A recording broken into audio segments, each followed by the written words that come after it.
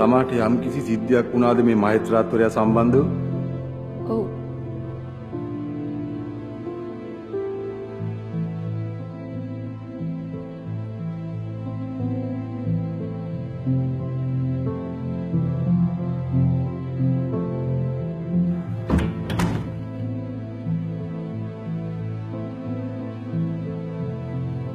ලොකු අරගලයක් කරන්න බලාගෙන නෙමෙයි මම මේකට පැටළුනේ.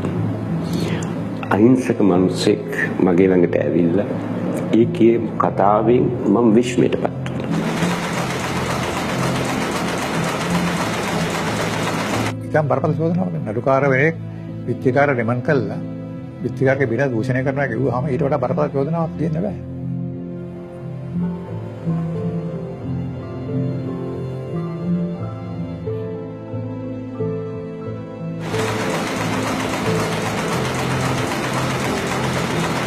සාමාන්‍යයෙන් ඉතින් සල්ලි වලට යට කරා. දුප්පත් මිනිස්සුනේ.